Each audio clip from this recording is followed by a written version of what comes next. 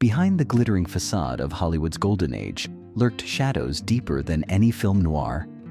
While audiences worldwide were enchanted by silver screen magic, a darker story was unfolding behind the cameras. The beloved icons who graced magazine covers and lit up marquees harbored secrets that would make their darkest roles seem tame by comparison. These aren't just stories of scandal. They're chronicles of systematic abuse, predatory behavior, and unchecked power. From beloved comedians who preyed on teenage girls to screen goddesses who destroyed lives with calculated precision, each tale reveals how fame and fortune created monsters in human form. In this first collection of Hollywood's darkest tales, we pull back the curtain on 30 icons whose real lives were horror stories disguised as fairy tales. Their victims' voices, long silenced by power and privilege, finally echo through time to tell the true story of Hollywood's golden age. An era that glittered not with stardust, but with tears. The spotlight's about to get a lot brighter. Don't miss out on our next explosive expose. Smash that subscribe button and join the Behind the Fame revolution. We're peeling back the layers of Hollywood's carefully crafted image, one story at a time. Are you ready for the truth? Elizabeth Taylor, Hollywood's husband hunting queen. She's the most beautiful venomous snake I've ever seen. Debbie Reynolds, a victim in Elizabeth Taylor's chain of romantic scandals, had to declare. And she was right. In the late 1950s, Hollywood witnessed a dark drama. Taylor, a deadly serpent with otherworldly beauty, injected her venom into her closest friendship. The victim? Eddie Fisher, Reynolds' husband, and also the best friend of Taylor's deceased husband, Mike Todd. Like a hungry predator, Taylor didn't hesitate to tear apart a friendship and a family to satisfy her carnal hunger. "It killed my father's career," Todd Fisher, the abandoned child, later screamed in pain. While the venomous snake Taylor continued to shine on screen, Fisher watched his career being torn to shreds due to morality clauses. But the predator was never satisfied. After just 5 years, with Eddie Fisher's carcass barely cold, Taylor set her sights on Richard Burton during the filming of Cleopatra. It wasn't love, a witness on set reveals. It was the madness of a sex addict. Through her 8 marriages, Taylor left a trail of broken hearts and shattered lives, all while maintaining her image as Hollywood's most beautiful star. She consumed men like others consume breakfast, one industry insider noted. And she was always hungry for more. Should I continue with harsher details about their scandals and impacts on Hollywood history? Marlon Brando, the beautiful monster of Hollywood. He was a devil with an angel's face. The haunting words of Rita Moreno still echo through Hollywood's halls. The woman who spent 8 years in Brando's destructive orbit revealed the true horror behind the screen idol's magnetic charm. "I tried to kill myself in his house," Moreno confessed, tears streaming down her face. "He watched me bleed, then called his agent before calling a doctor." This wasn't just toxic love. It was psychological torture at the hands of a master manipulator. The beast's appetite wasn't satisfied with just emotional devastation. On the set of Last Tango in Paris, a 19-year-old Maria Schneider became another victim of Brando's sadistic tendencies. "I felt raped," she later revealed. The infamous butter scene wasn't in the script. It was Brando's own twisted addition, performed without Schneider's consent. He'd laugh about it, a crew member recalls with disgust. He enjoyed breaking people, especially young women. It was like a game to him. Even his own children weren't spared from his cruelty. His son Christian ended up in prison. His daughter Cheyenne committed suicide. Tragic casualties of growing up in the shadow of a monster. By his later years, Brando had bloated into a physical manifestation of his inner corruption. He became what he always was inside, a former co-star noted. A grotesque creature consumed by his own darkness. Kirk Douglas, Hollywood's golden monster. "Keep your mouth shut, or you won't live to tell anyone." These weren't lines from one of Douglas's movies, but allegedly his real words to a 15-year-old Natalie Wood after hours of brutal assault at the Chateau Marmont. The golden boy of Hollywood harbored secrets darker than any film noir he starred in. Behind that famous dimpled chin and charming smile lurked a predator who used his power to destroy young lives. He wasn't just an actor, he was a master of deception, revealed a former studio worker. The real Kirk Douglas would make your skin crawl. While publicly playing the role of Hollywood's conscience breaker by helping end the blacklist with Spartacus, Douglas was creating his own list of victims. He collected young actresses like trading cards, a former agent disclosed. And once he was done with them, they were finished in Hollywood. The whispers followed him for decades, stories of brutal assaults, career-ending threats, and lives destroyed. Yet, like a true sociopath, Douglas maintained his golden image until his death at 103. He lived long enough to see his sins buried, one victim's relative stated bitterly. But the truth never dies. Think these Hollywood stories are shocking? We're just getting started. Hit that subscribe button and join our Behind the Fame family, where we expose the real stories Hollywood doesn't want you to know. Your daily dose of truth begins with one click. James Dean, the demon behind the dream. He's an idiot. Acting is the only thing he's smart enough to do. John Wayne's cruel assessment barely scratched the surface of James Dean's toxic reality. The poster boy of teenage rebellion was, in fact, a nightmare to work with, a vulgar egomaniac who terrorized his co-stars. Dean was excessively rude, foul-mouthed, and unprofessional. Robert Mann, a press representative, exposed the truth behind the legend. Even the usually diplomatic Rock Hudson couldn't hide his disgust. Dean was hard to be around. He never smiled, was sulky, and had no manners. On Broadway, before his film fame, Dean's behavior was already legendary for all the wrong reasons. He would deliberately sabotage other actors' performances, changing his movements to throw them off balance, finding sick pleasure in their discomfort. He was like a child pulling wings off flies, one co-star remembered. His death at 24 transformed him into a martyr of youth culture, but those who knew him saw it differently. He didn't die young, one director noted. He lived exactly as long as someone that toxic deserved to live. Joan Crawford, queen of child torture. Mommy Dearest? More like Mommy Demon. Christina Crawford's chilling expose shattered Hollywood's carefully crafted image of the perfect mother. At age 13, Christina learned the true meaning of terror, not from horror movies, but from her own mother's hands around her throat. She tried to kill me, Christina revealed decades later, her voice still trembling. You can see it in someone's eyes when they want you dead. While America watched Crawford play loving mothers on screen, behind closed doors, she was orchestrating a private chamber of horrors for her adopted children. Wire hangers became instruments of torture, and scalding hot water was a favorite punishment. She would smile while hurting us, Christina recalled. That's what made it truly terrifying. She enjoyed it. The Academy Award winner had perfected not just her acting, but the art of sadistic abuse. Jerry Lewis, the dark prince of comedy. I am because he was, Jim Carrey once said about Lewis. If only he knew the full story. Behind the slapstick routines and charity telethons lurked a monster who terrorized his own flesh and blood. Joseph Lewis, the comedian's youngest son, endured years of physical and mental torture before being completely cut off by his father. His reward for surviving the abuse? Being erased from his father's life entirely. When Joseph died of an overdose at 45, Lewis's response was telling. Absolute silence.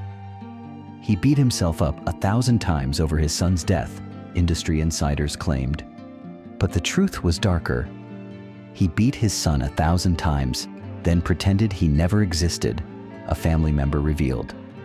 Bill Cosby, America's dad, America's darkest nightmare. America's dad was the perfect mask for America's most prolific predator. For over 50 years, Bill Cosby orchestrated a devastating campaign of systematic abuse that would make even Hollywood's darkest villains shudder.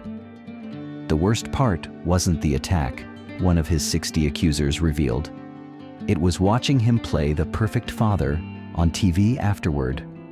While The Cosby Show portrayed him as the ideal family man, in reality, he was methodically drugging and assaulting women across the country. His weapon of choice? Quaaludes and mentorship. Cosby didn't just attack women, he carefully groomed them, positioning himself as a father figure and career advisor. He didn't just take their bodies, a former NBC executive disclosed. He took their trust in humanity.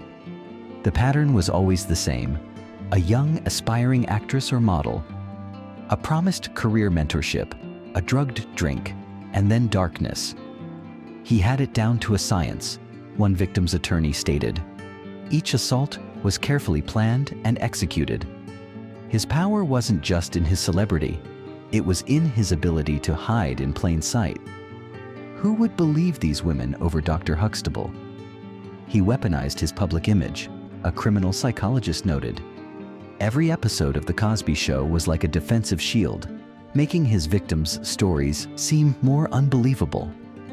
Even after his conviction, Cosby showed no remorse. Upon his release on a legal technicality, he had the audacity to present himself as a victim of racial injustice. He's not just a predator, one accuser stated.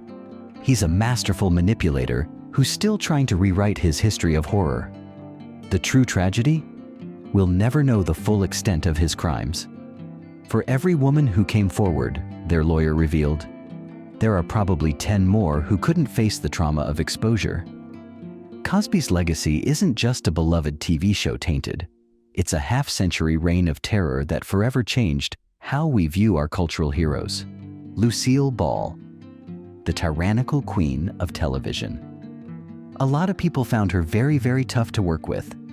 Tony Randall's diplomatic words barely hint at the reign of terror Lucy unleashed on every set she controlled. America's favorite redhead was actually a ruthless dictator who ruled her empire through fear and intimidation. She didn't spare anybody's feelings, crew members revealed. But it went beyond mere criticism. Ball would deliberately humiliate staff members in front of others, often reducing young actresses to tears. She enjoyed breaking people, one producer admitted. It was like she was compensating for something dark inside herself. Bette Davis, Hollywood's most beautiful nightmare. Crawford was a vain, vodka-swilling, sex-obsessed politician. Davis's venom wasn't just reserved for her movies. Hollywood's first lady was actually its first tyrant, destroying careers with a single phone call and terrorizing co-stars with calculated cruelty. During the filming of Whatever Happened to Baby Jane, Davis allegedly kicked Crawford in the head, not by accident, but with deliberate malice. She enjoyed causing real pain, a crew member revealed. The more it hurt, the more she smiled. Her own daughter, B.D. Hyman, exposed the monster behind the legend in her memoir. Mother wasn't acting in her horror films, B.D. wrote. She was just being herself. Davis's response to her daughter's book? She can write whatever lies she wants. She's dead to me anyway. Spencer Tracy, the Catholic devil. Nobody at MGM gets more sex than Spencer Tracy. This wasn't just Hollywood gossip, it was a warning. Behind his image as a devoted Catholic husband lurked a sexual predator who treated the studio like his personal hunting ground. Tracy's list of conquests read like a who's who of Hollywood. Ingrid Bergman, Hedy Lamarr, Gene Tierney. But these weren't love affairs, they were power plays. He'd seduce them, then destroy them, a former studio executive revealed. It was his way of marking his territory. Even his famous relationship with Katharine Hepburn was built on lies and manipulation. While maintaining his image as a faithful Catholic who wouldn't divorce his wife, Tracy was conducting a 26-year affair that everyone in Hollywood knew about. Everyone except the public. Errol Flynn, the swashbuckling predator. In like Flynn wasn't just a saying, it was a warning about Hollywood's most notorious sexual predator. In 1942, while Americans were fighting for freedom in World War II, Flynn was fighting multiple charges of statutory rape. The charges involved multiple underage girls, assaults on his yacht, and parties at his Hollywood mansion. He called them his little flowers, a former employee revealed with disgust. Some were as young as 15. Yet, even as he faced trial for these horrific crimes, Flynn continued starring in patriotic war films, playing heroes while living as a monster. His acquittal wasn't justice, it was proof of Hollywood's power to protect its own demons. Frank Sinatra, the monster behind The Voice.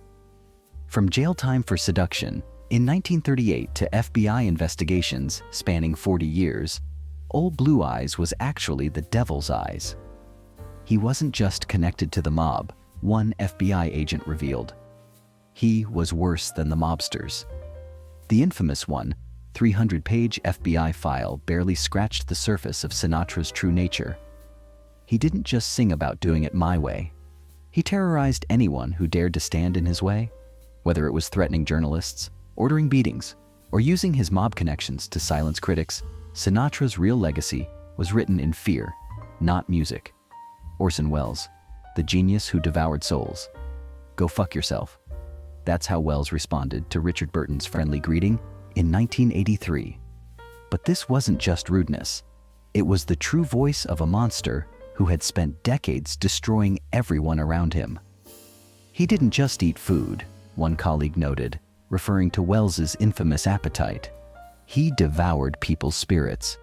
His criticism was legendary, calling Marlon Brando a huge sausage, a shoe made of flesh, and expressing pure disgust at Bette Davis's mere existence.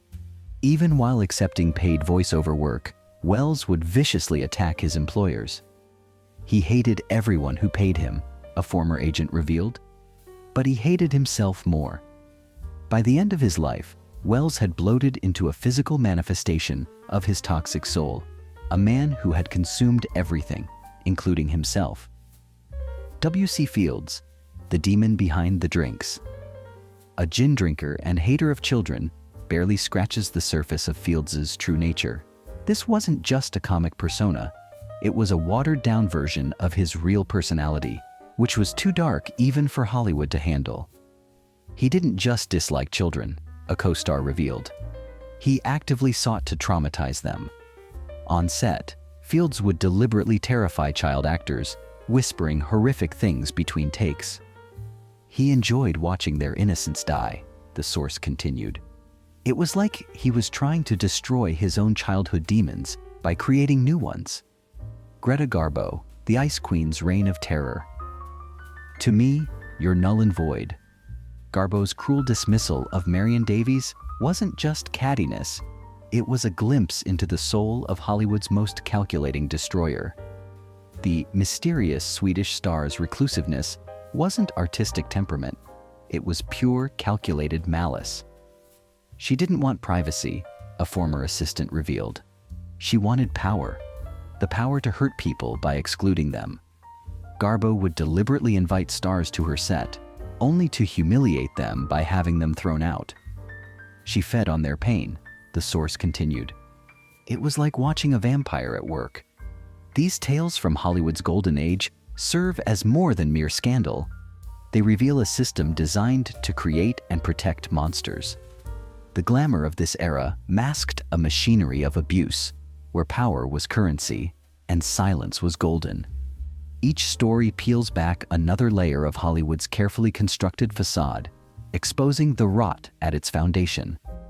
The stars who defined this era didn't just play roles on screen. They played their most convincing parts in real life, masking predatory instincts behind carefully crafted public personas. Their legacy lives on, not just in their films, but in the broken lives they left in their wake and in the corrupt system they helped build.